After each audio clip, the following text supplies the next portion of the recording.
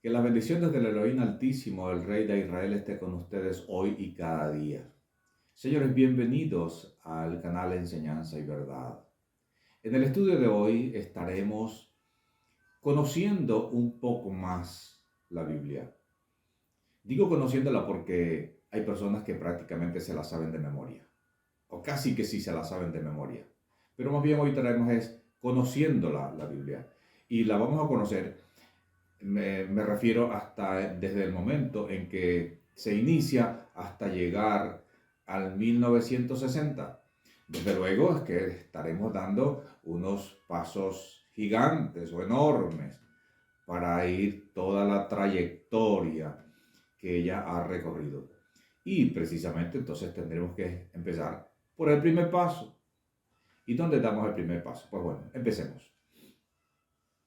Cuando el Todopoderoso saca a su pueblo y hace que el mar de los juncos se abra y sale el pueblo de Israel, de Misraim, de Egipto, sale libre y después se llegan y acampan en el monte Sinai.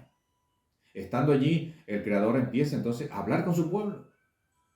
Pero el pueblo se atemoriza, se asusta cuando oye al Creador. Y le dicen entonces a Moisés, que le había sacado de Egipto, entonces le dice, mira, habla con el Creador tú y lo que Él te diga nos lo transmites a nosotros. Y así empezó a suceder. Cuando entonces el Creador le dice a Moshe que suba al monte Sinai, le dice que traiga 2 tablas de piedra. Y entonces el Creador empieza allí, estando con Moisés, le empieza a dictar letra por letra y palabra por palabra lo que es conocido como la Torá. Empieza a dictarle la Torá.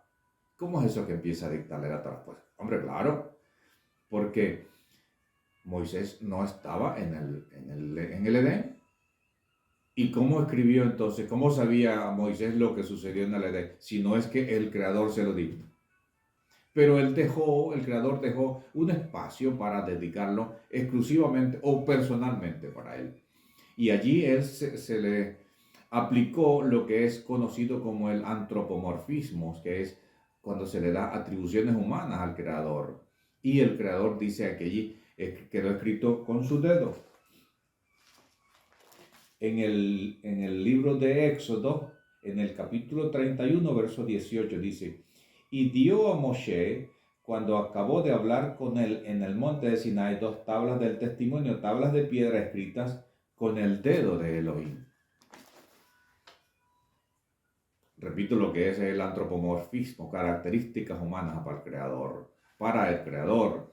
Entonces, desde allí empieza entonces lo que es la Torá, empieza a escribirle lo que después Moisés le transmite a Josué y Josué entonces empieza a transcribir. Todo empieza allí lo que es la Torá. De la Torá entonces salen los Nevi'im, que son los profetas, y de la Torá salen los Ketuvim, que son los escritos.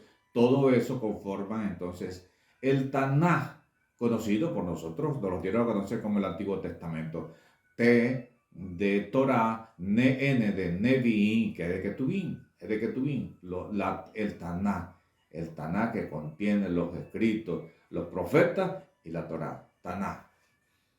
Eso era entonces el documento que estaba en hebreo, algunas partes que estaban en arameo, pero era el documento que existía en el tiempo de nuestro santo maestro. Apareció otro 200 que se había transcrito o se había traducido del hebreo al griego por orden de Ptolomeo Filadelfo, que era un monarca griego, pero que estaba en Egipto. Entonces, a 70 sabios, 72 sabios en 73 días, pero para redondearlo la llamaron la versión de los 70 o la Septuaginta. Entonces, que se transcribió del hebreo al griego. Porque cuando el pueblo hablaba, el común hablaba era griego. Y en el templo, pues, se leía en hebreo. Entonces, esos eran los documentos que estaban en el tiempo de nuestro Salvador, de nuestro Santo Maestro y en el tiempo de los apóstoles.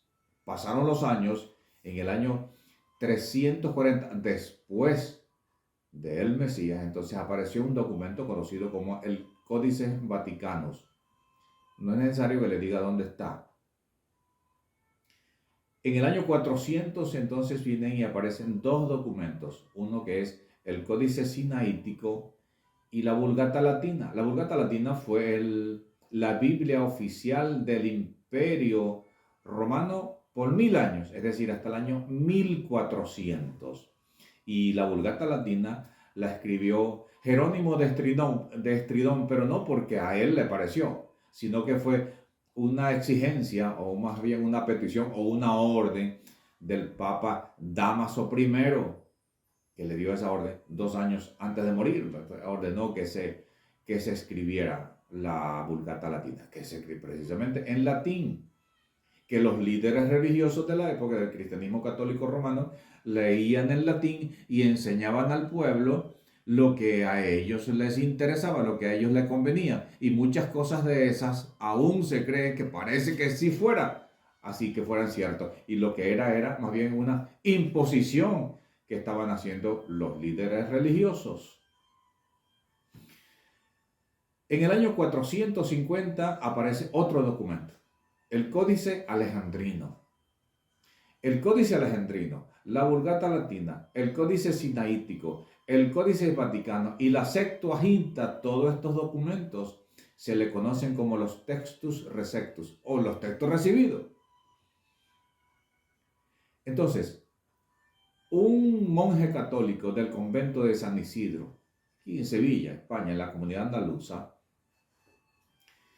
huyendo de las persecuciones que estaban sobre todo organizadas o dirigidas por la Santa Inquisición del Santo Oficio del cristianismo católico romano, huyendo se establece en la ciudad de Basilea, en Suiza, llevaba consigo, todos son los que son las copias de los Textus Receptus, y por otro lado llevaba la copia de los documentos que conformaban el Nuevo Testamento, porque en esa época el Antiguo Testamento, que nos dieron a conocer como el Antiguo Testamento, que era iba por un lado y el Nuevo Testamento andaba por otro.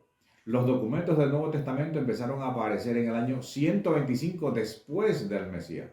Y en el año 1543, ese Nuevo Testamento lo transcribe por primera vez al español Francisco de Encina. Lo transcribe al español. Y en el año 1556, Juan Pérez de Pineda entonces le hace una revisión, le hace unos arreglos y sale ese documento, ese nuevo documento, ese nuevo Testamento. Entonces, Casiodoro de Reina, huyendo, se establece en la ciudad de Basilea. Y después de varios años de trabajo, entonces, en el año 1569, y para serles más precisos, el 28 de septiembre de 1569 salen a la venta 2.600 ejemplares de la primera Biblia, que contenía tanto el Antiguo como el Nuevo Testamento y estaba en español. Biblias que fueron gran parte, más decir, casi todas fueron pasto de las llamas de la Santa Inquisición del Santo Oficio. Y esa Biblia, esa primera Biblia, entonces, que contenía, que había juntado entonces el Antiguo y el Nuevo, se le conoció como la Biblia del Oso, por su portada. La portada que parece un oso, pues, comiendo miel que pende de un árbol. Y aquí hay una nota curiosa que ustedes la van a ver. Y por cierto, también entonces, esa portada de la Biblia del Oso tiene cierto parecido a lo que es el símbolo del escudo de la ciudad de Madrid, que está aquí en la Puerta del Sol. Y esta es la imagen que les voy a presentar. Pasan los años y llega el año 1602, cuando un monje o otro monje católico del convento de San Isidro de Sevilla, España, pero no en Sevilla, sino también que se fue huyendo. Entonces estaba en Ámsterdam, que es la capital de los Países Bajos. Entonces, en el año 1602, Cipriano de Valera le hizo una revisión y salió ese documento llamado la Biblia del Cántaro, porque hay dos hombres allí trabajando en un surco, pero hay uno de ellos que está derramando agua para que la palabra es el agua y el mundo, la tierra, que simboliza que la palabra, el mundo debe ser regado por la palabra. En 1909, un comité editorial, este que está aquí, hizo una revisión a la Biblia del Cántaro. Hicieron una revisión, unos arreglos, acomodaron y sacaron una versión en 1909, la versión antigua. Otros años más tarde, en 1949, un pastor bautista llamado Eugene Nida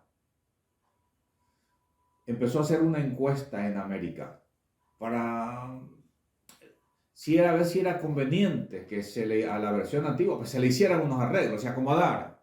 Y se quitaron por aquí, se quitaron por ahí. Entonces, después de haber obtenido los resultados de esa encuesta, se lo comunica a la Sociedad Bíblica Americana, que tiene sede en Nueva York. Esta, a su vez, entonces, le dice a la Sociedad Bíblica Extranjera que está en Londres, en Inglaterra: mira, hicimos una encuesta, este es el resultado. Nos la autorizan para que nosotros hagamos esos arreglos. Entonces, la Sociedad Bíblica Extranjera, que está en Inglaterra, entonces acepta y les envía un emisario diciéndole la respuesta que sí. Este emisario, entonces, se reúne con Eugene Nida en Nueva York. Convocan entonces a un grupo de pastores y allí entonces designan a un comité editorial formado por 6 personas que eran las encargadas entonces de hacer esos arreglos, de quitar por aquí, de acomodar por allá.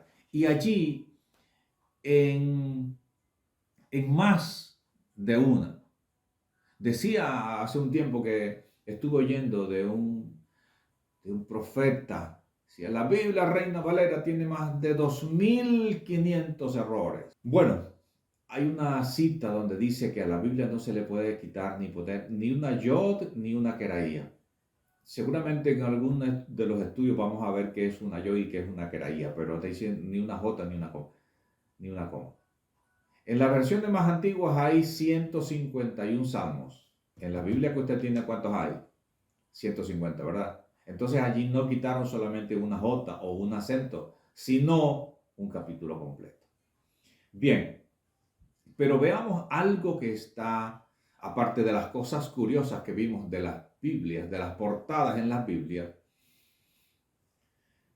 Vamos a ver lo que escribió Kefas. Recordemos que los documentos del Nuevo Testamento no existían. El Nuevo Testamento no existía cuando estaba nuestro Santo Maestro, cuando estaban los apóstoles, sino que empezaron a aparecer en el año 125 después del Mesías. Y en ese tiempo, antes de ese tiempo, entonces Pedro o Kefas escribe una carta a las congregaciones.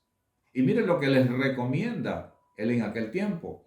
En la primera carta, capítulo 2, verso 2. Desead como niños recién nacidos la leche espiritual no adulterada, para que por ella crezcáis para salvación. Es decir, que todas las personas debían desear como un niño cuando tiene hambre y llora que la madre le dé el alimento. Entonces así se debía desear como niño recién nacido la leche espiritual no adulterada. ¿Cuál era la no adulterada? El Tanaj que contiene la Torá. ¿Cuál era la que había sido adulterada? La versión de los 70, la Septuaginta.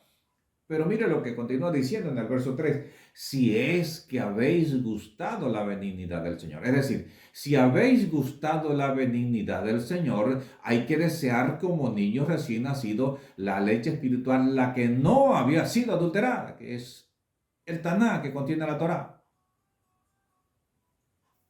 ¿Por qué?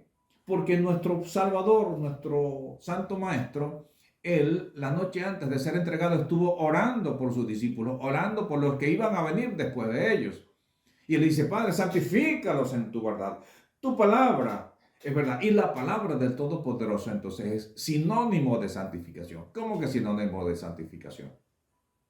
En la carta a los judíos, es decir, a la carta a los hebreos, en el capítulo 12, verso 14, dice, seguid la paz y la santidad, sin la cual, sin la santidad, nadie verá al Señor. Y nuestro Salvador, nuestro Santo Maestro estaba diciendo, santifícalos en tu verdad o con tu palabra.